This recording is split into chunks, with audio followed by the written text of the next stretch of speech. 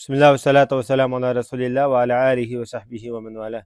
İmam Mavardi rahmetullahi aleyhinki Edebuddin ve Dünya namlı kitabındaki dersimizdeki bugünkü devamında yanında İmam Mavardi rahmetullahi aleyh mal dünya bilen ilimdeki farkını siliştirip bu şu dersinki devamında tüvende bir şairniki tüvendeki şiirini misal süptüdü bayan kılıp ütüptü. Bu şiirde mundaq deyilgen. Jillaniki ütüşü insanda ma'lum bir ortiqchiliklarni bayon qilib bildirmasa, buni kichik bola, buyuk bola ya kichik bola deb ataymizda uni. Sening shu sanab o'tgan kunlaring, yillaring sana hech qanday bir unum yaratmasa yoki bu kunlarda shu o'tgan tarixlaringda ilm, irfon yoki fazilatga erishamasan, hech qanday bir yaxshilikning tig'i bo'lmasa yoki ilm, irfoning tig'i bo'lmasa, buni kichik bola deb ataymiz deydi. Hamda zaman, davr har holda bu yomon nachar taraf ekan bu davr deganning yoki zamonniki. Har qanday bir nodon, jahil, o'ziga o'xshash nodonni topadigan, o'ziga o'xshaydigan odamni topadigan bir davr ekan bu. Demek nadamma o'ziga o'xshash nadam bilan do'st bo'ldi ekan, nadam bilan aralashadi ekan. Shu zamonniki, davrniki yomon taraf ekan demoqchi bu yerda. Odam ba'zida shu turmush qiyinchiligi tufaylidan yoki turli hunar kasb bilan bo'lgan mashg'uliyat tufaylidan ilm izlashdan yoki ilm o'qishdan, izlanishdan to'xtab qolishi mumkin yoki cheklanib qolishi mumkin. Bumu başka özürler qayılğan vaqtida hamda bekrak özürler bo'lishi mumkin. Shundaqdimi? Bunda avval nadir kim uchraydi? Faqat ochko'z, mal dunyoga to'ymaydigan, mal dunyoga bek herisman, mal dunyoning qul bo'lib o'tadigan bunda odamlar borda. Masalan, bunda odamlarda shu mal dunyoning kayniga mutlaq cheksiz kirib ketish sababidan ilim irfonga bo'lgan söyüniş yoki beqinish kam uchraydi. Bunda odamlarda ilmga bo'lgan qiziq havas qat'iy bo'lmaydi. Bundan boshqa odamlarda bir oz ilmga bo'lgan erismanlik yanada mavjud deydi. Undaqda mal dunyoga bek erisman bo'lmagan odamlar ilmga bo'lgan o'ziniki ma'lum bir vaqtini berish kerak. Davamlıq bu hüner kesip qiladigan pul topadigan vaqtlar bo'lmaydi. Uning kuzi bo'ladi, qishi bo'ladi, ertasi yezi bo'ladi. Yoki kecha kunduz bo'ladi, yoki kunduz ishlaydi, yoki kechida ya ma'lum yana vaqt topqili bo'ldi ilmga bo'lgan. Cho'qim bu hüner kesib qilgan yoki pul topgan odamlarniki ma'lum bir orom oldigan, ta'til qiladigan kunlari bo'lib qoladi. Shundaq vaqtlarda yani ilmga bo'lgan o'zining vaqtini berish lozim. Davamlı hüner kesipke pul tepişke özün vaktini, özünü barlıqını atıp etken, berip etken adam. Hiç qanday bir hüner kesipten başka, pul tepişten başka bir güzellik taraflarga bir boş vaqt ajratmagan adam bu dünyanın quli deymiz. Açgözlük, herismezlikke esir deymiz bu da adamda. Cenab-ı Resulullah'dan şundaq bir hadis bayan qılınğan Peygamber sallallahu aleyhi ve sellem şundaq deydi. Her qanday narsaniki ma'lum bir vaqti bo'ladi, payti bo'ladi, to'xtaydigan paytlar bo'ladi. Yani mavsum oxirlashadigan paytlar bo'ladi.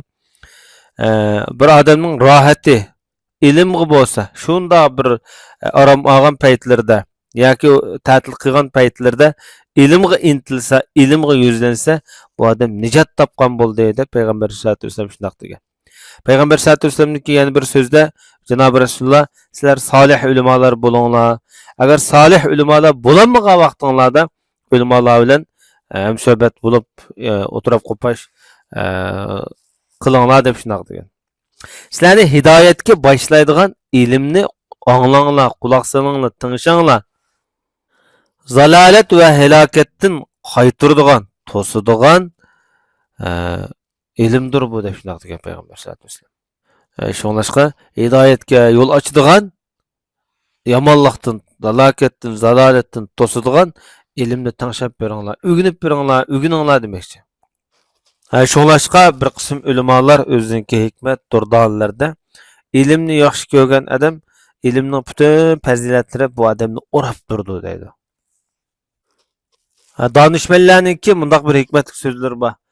Ulamolarga ham suhbat bo'lgan, shular bilan o'tirib qo'pash qilgan kishilarga nisbatan bundaq kishilar nihoyatda temkin, ig'ir bisiq bo'lib qoladi. Nadon odamlar bilan o'tirib qo'pash qilgan, jahillar bilan o'tirib qo'pash qilgan odamlar nihoyatda haqir ko'rinadi deydi. Chunki bundaq nadonlarniki axloqini o'ziga so'ndirib oladi. Shu tufaylidan bu nihoyatda haqir, tuvan bir arzimas kishiga aylanib qoladi deb shundoq degan. Balkim ba'zi odamlar ilm o'rganishdan o'zini yiroq tutishi mumkin. Sabab bu ilm nihoyatda qiyin. Buni tek yetmek tez. Bu oyga chiqarmoq nihoyatda tez deb ilmga bo'lgan sus bir tuyg'uda bo'lib qolishi mumkin. Yoki o'ziniki zehnining o'tkir emasligi, farosatning tuvanligidan o'rganmay qolamanmi, aqlim yetmay qolarmi deb ansirab qolishi mumkin. Bundaq gumon, bundaq tuyg'ularda yashash bu nihoyatda ayiblik. Nuqsonliq odamlarda, o'zi kamtuk odamlarning o'zirli. Ojiz, irodasi ojiz, nafsiyati, xarakter ojiz odamlarningki andishlaridir. Chunki sinab boqishdan burun bunga taslim bo'lish, o'zini tuvan ko'rish bu nodonlikdir. Sinab boqishdan burun ensirab ketish bu insondagi psixikalik ojizlikdir. Shoir shundoq deydi.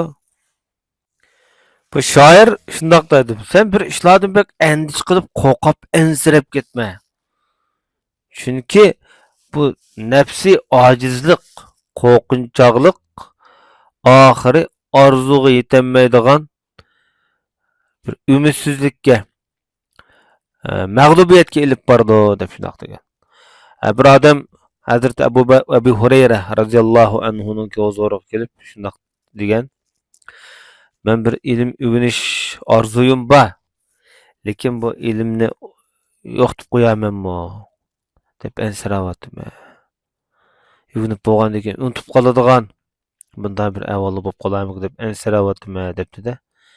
Degandan keyin Abu Hurayra radhiyallohu anhu bundoq debdi.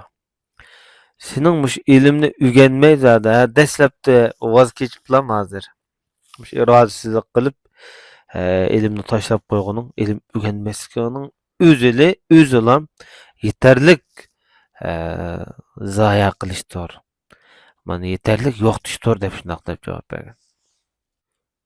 Odamningki, masalan, odamlar orasidagi tushunchasininki farqli bo'lishi, aql idrok farosatningki o'xshamasligi tufaylidan bu odamlarningki ozroq bo'lsa-mu, oddiy bo'lsa-mu ilmga erishish nasibisidan yuz o'rishga, umidsiz bo'lishga bo'lmaydi. Aqllisi bu odamning ma'lum jihatdagi oddiy bo'lsin bir nodonlik doirasidan bu odamning ma'lum o'z bilgidek doiradagi bir xususiyatga erishtirdi. Yo'g'on cho'qim ilmlarni o'rganish shart emas. O'zining farosatiga loyiq, aqliga loyiq holatda kichik doirada, oddiy bo'laklarda o'zingniki bir nodonligingni yo'qotsang, bu shu yetarlik. Chunki suvmi o'zining yumshoqligiga boqmay, shu toshlarga qattiq quram toshlarga ta'sir ko'rsatadi. O'zining yumshoqligiga boqmay suvmi. Endi bu pokiz bu ilmlar pokiz suzuk ilm degan albatta qiziqadigan, o'rganishga intilib turadigan odamga nafsiga cho'qim ro'yiga ta'sir ko'rsatadi albatta. Yana birisi talibun xali deydi. O'zining vaqtini bera oladigan, bo'shuna oladigan ilmga. Bundoq talibga cho'qim ilm o'zining ta'sirini ko'rsatadi.